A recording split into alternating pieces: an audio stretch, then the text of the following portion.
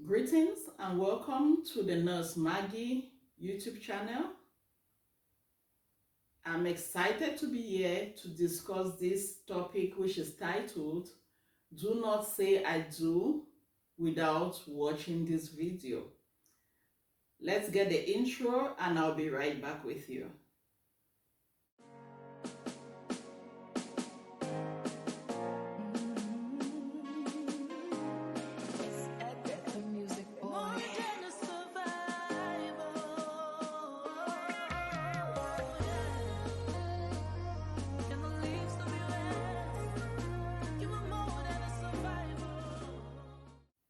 Hello and welcome back to the Nurse Maggie YouTube channel. I'm excited to be here and I want to thank you for taking the time to watch and listen to what I have to say about the institution of marriage. I want to take this time especially to thank all of my subscribers who had that much faith to subscribe to my channel even before I made my first content video. Thank you very much. I hope you're doing wonderful because I am. It's a rainy day in Hanover, but it's been warm in here. And I woke up to see this wonderful surprise of mugs that my husband bought, and they read, "Make it happen." I'm not sure if he bought them for me because I haven't seen him. He's been out since then. And I decided not to ask. I need to be seeing his reaction when I ask him if these were for me or he just stumbled on them. But that notwithstanding, it made my day. Okay, it's been a great inspiration and I really appreciated having them around. So with that being said, let's get into the core of our video. I consider myself a fairly newlywed. I've been married for 4 years now, and I did get married at a mature age. I was an independent, strong woman, and I made the decision to get married.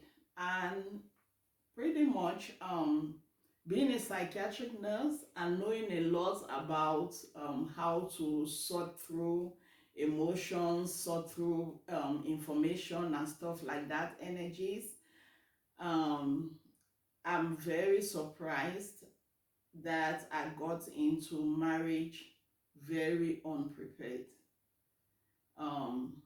But since then, for the last 4 years, I've been taking notes. I've been taking notes. If there is a way I can help one other person not to make the mistakes I did, then I have done greatly. And that is my stance concerning that. Okay? Those mistakes are made and it's 4 years and I'm still learning. And I know I still have a lot to learn because I discovered that marriage being something that we do vow to be a lifetime thing, I discovered that is very dense and complicated. Okay. So I'm still learning, but while I'm learning, I feel very confident to be able to share certain things with many other youths or young ladies coming up, and still looking forward to saying I do.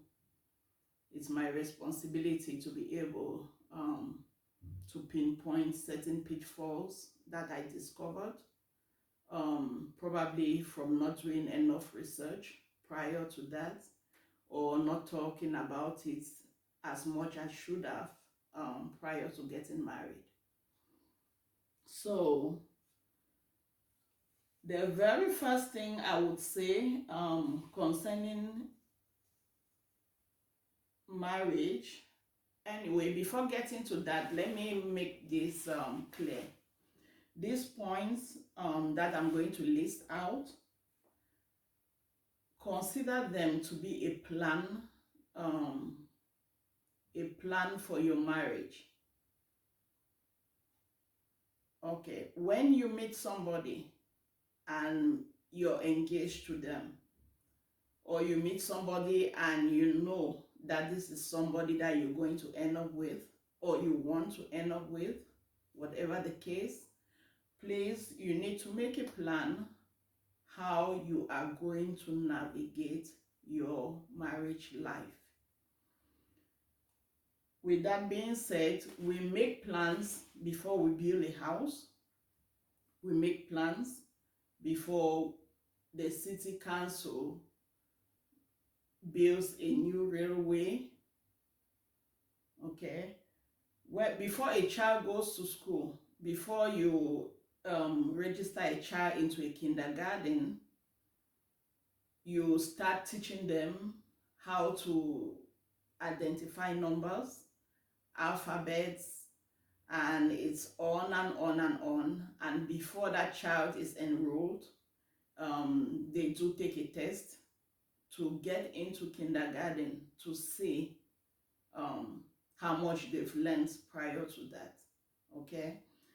What about baptism? Before you get baptism, you receive baptismal classes and other things like job qualifications. Okay, we go to apply for jobs and we are asked how qualified we are for that job, and other things, parenting classes, even to relocate abroad. I've been in Germany now almost 2 years. Prior to coming here, I was required to take German classes to a certain level. It was basic information, basic language classes. But even so, they needed to see that effort. They needed me to make that commitment that I would agree to learn their language if I was going to live in their country. So with these few examples, I'm wondering why it is okay for us to get into marriage without prior preparation, you know.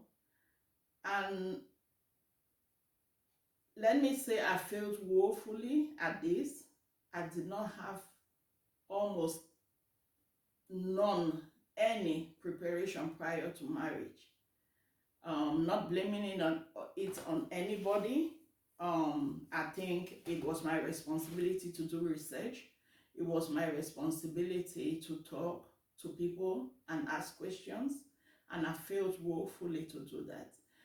And I've been married for 4 years, as I mentioned earlier, and I've been taking notes. I've been taking serious notes, and 1 or 2 people or 3 people that have contacted me, or I saw something and I decided to reach out to pass as much information as I've learned, because my desire is to be able to help any other person in any other way that I can, to not make the mistakes I did.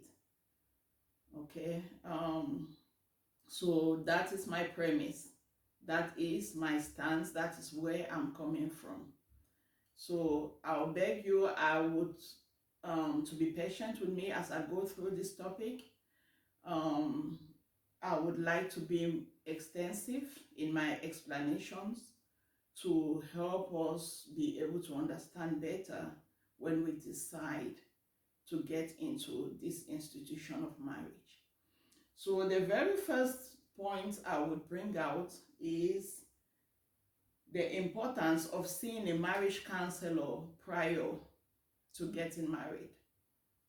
When you're with somebody and you have made that decision to get married to that person, the decision, we call it engagement, right? You are engaged to somebody. An engagement is not a finality. An engagement is stating an intention You just saying, yes, I intend to be your wife. You just saying, yes, I intend to be your husband. That is what an engagement is. And this is the best time for you to be able to make that decision whether you are going to get married to this person and be successful at it and be happy being married or not. It is very okay to be able to break an engagement, okay? An engagement is just a decision to say that, okay, I knew you before now, but if we are talking about marriage, I want to know you more. Those things, those doors that you haven't opened, those topics that you have not brought up, those secrets you have not revealed, those things you haven't told me about, this is the time I want you to bring those things to light. Let us discuss it. If it suits me, if I know I'm going to be successful in dealing with these things, or if I know I'm not going to be successful in dealing with these things, I'm going to walk away. I'm going to walk away. There is no problem in breaking an engagement. There is no issue in breaking an engagement. An engagement is not marriage.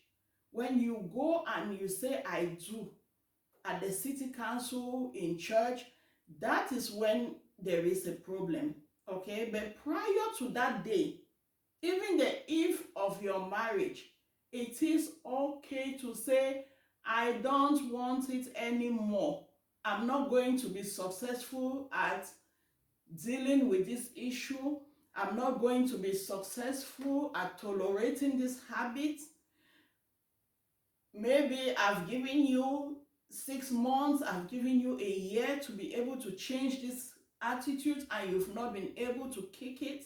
I'm not going to be part of it. I am breaking this engagement. There is no problem in that. Please, sometimes it's just like, oh my goodness, oh, I had an engagement party. People know that I'm engaged. How am I going to face them? Face them what? Face who?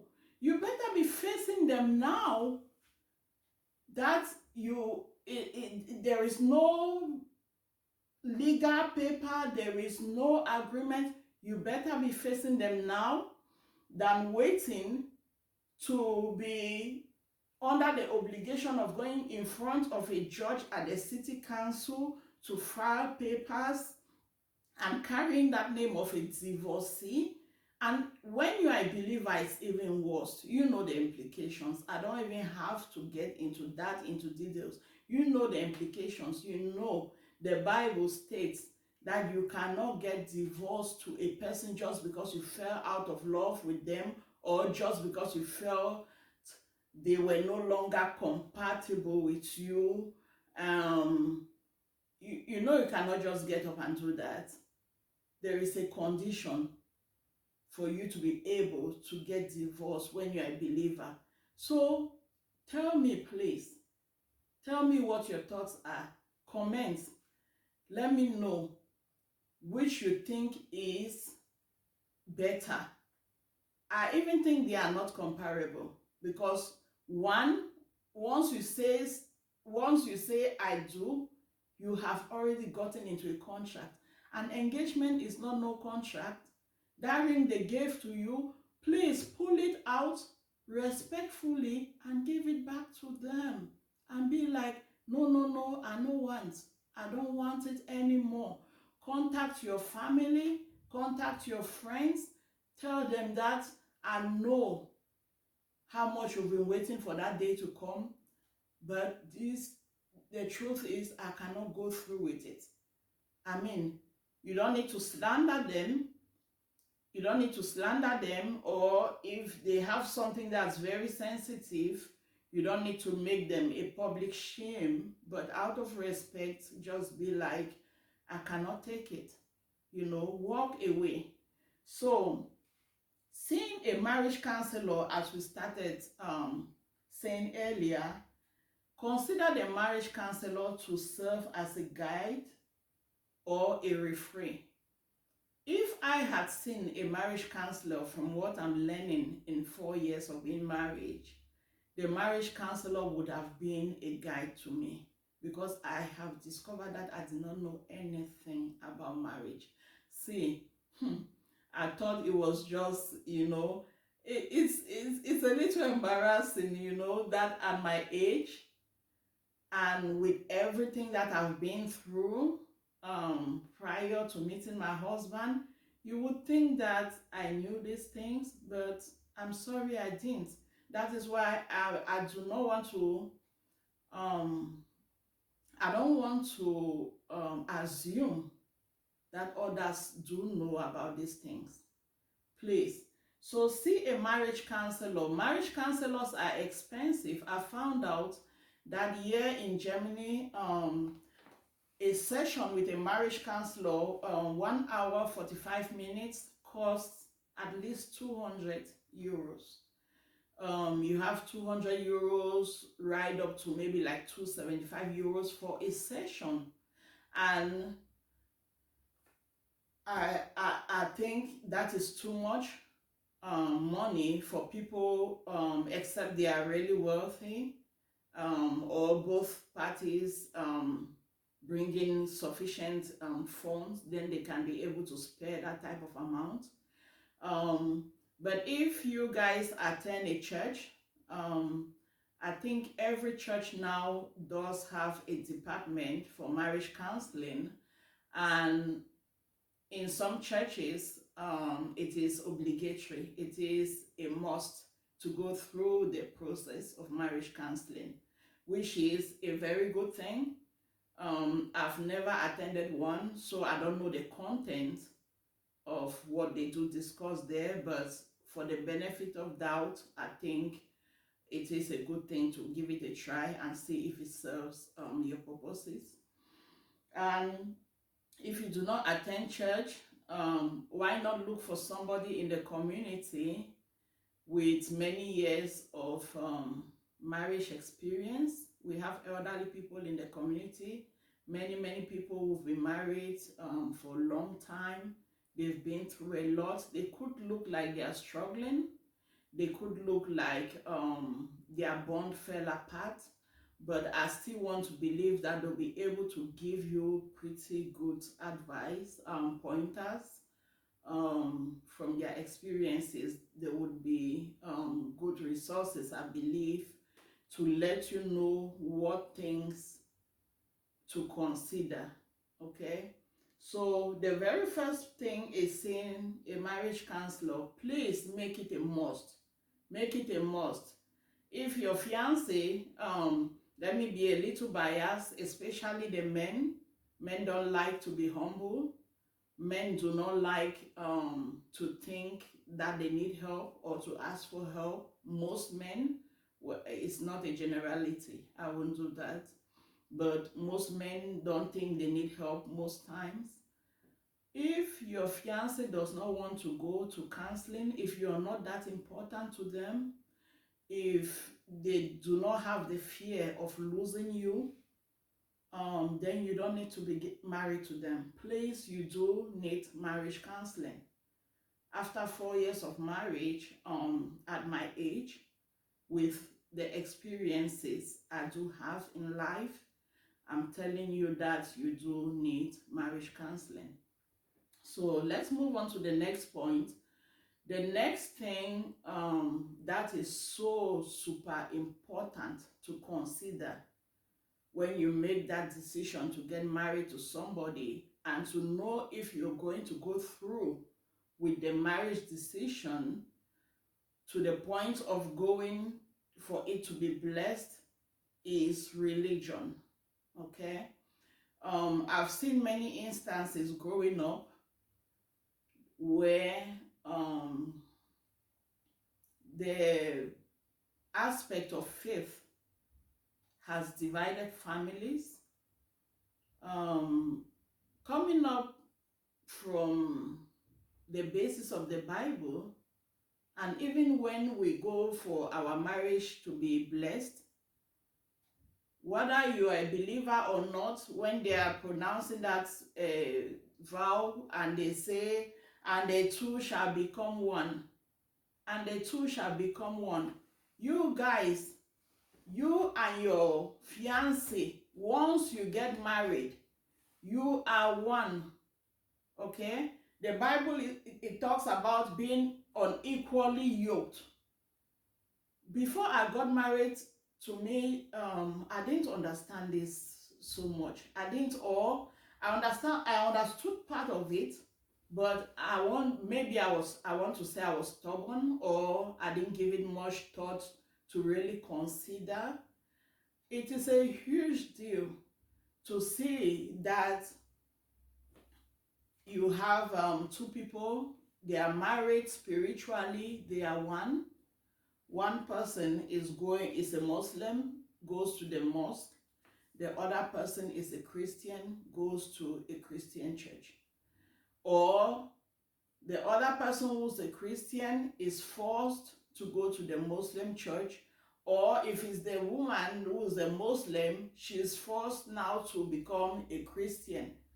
You know, these movements, without going into the spiritual aspects of the religions and their basis, you're doing this movement, in French they say malgré toi. You're doing it not because you want to do it, you're doing it under obligation. You're doing it under obligation, okay? And what about the fiancé that met you? I've also seen cases where you meet a guy, or a guy meets a girl, she's going to church, and he starts accompanying her to church, okay? In other words, it's like, to him, it's like a social outing. She's all dressed up, looking nice, smelling great. He too, he starts dressing up, and he's coming with you to church, and it's like, sooner or later, after you guys get married, that high, that experience, that feeling of wanting to be by you all the time, or showing you off as his girl and stuff like that, that feeling would die out, and he will stop going to church, okay? In most cases, women, I would say, unbiased this time, I'm unbiased, most times women will stick it out, but men usually drop off. After that peak, that honeymoon period has passed, they will just drop off. They will stop going to church with you. You'll be going to church on your own. You bring the messages back. Some days he's in a good mood, he wants to listen. Other days he does not want to listen. At other times he's using your spiritual background against you. You know, for example, you lose your temper, and maybe he says something and you yell back, and it's like, oh yes, Madam Christian, look at you. He throws it into your face. This will not happen if you guys are equally yoked. So it is very, very, very important that you get an understanding who you're getting married to. If you are a Christian and you decide to get married to a non-Christian, get an understanding what you'll be dealing with. Don't be surprised. Don't get surprised. After you watch this video, please don't be surprised. Know that it's going to be challenging. Don't say that I was not told, because I'm telling you now that sit down with your fiancé, man or female, either the two of you, or with in the presence of your counselor, and talk about it. What is their understanding about faith? What is their core religion? Maybe you guys met in a Christian church, but he's having fleeting thoughts of switching to Buddhism, or he's having fleeting thoughts of switching to Muslim religion, or he's having fleeting thoughts of joining this group or that group, groups that don't have anything to do with Christianity, or just completely different, out of range with your religion. You need to have that understanding before you get married to them. The two of you, you're supposed to be one. Spiritually, when you stand in a place of discord, how are you supposed to get in accord physically? How is that supposed to happen? It's so challenging that it's not even worth it. If you can avoid it, please do. It's not even worth the fight. It's not worth the struggling. This does not involve people that met, they were all not going to church. All of a sudden, one of them starts going to church. This is not the situation I'm talking about. Okay, eventually changes do happen. But when you meet them, know what their core is. How were they brought up? Were they brought up going to church? Or were they brought up not going to church? You know, if they were not going to church, later on, is it going to look as if it's a chore for them to get up every Sunday morning, take a bath, and go to church? It might happen that it comes a time when they just don't want to do it. And you can't make anybody do it. Female or male, you cannot make them do it. The worst thing even is to make them do it, because if they're not going there on their own accord, if they're not going there with an understanding why they're going to church or to whatever way their religion is, then they're just there in person. In the physical, their spirit is not there, and still, because they are there just in the physical, the two of you are not one spiritually, and we're supposed to be one. We're supposed to be one. As long as you're a Christian, this word is for you. So with that being said, I think we're going to call it a wrap for today. This should be enough content for a single view. We'll come back with the rest, not the rest, but we'll come back with 3 more points for the next video, compressed into a long enough time, not too long, for it to be tiring. And I'm hoping that I transmitted the content appropriately, and I would like to read your comments. I would like to get your suggestions, and I would like to get your experiences too. You know, we're learning from each other, we're encouraging each other, and there may be some things that are outstandingly important per your knowledge that I haven't experienced, and I would like to read about those as well. So please do like the video if you do like it, and comment, share with friends and family, and above all, please do subscribe to my channel. I would appreciate that. And let's see what the next episode brings. I hope to see you then. Thank you and have a good evening.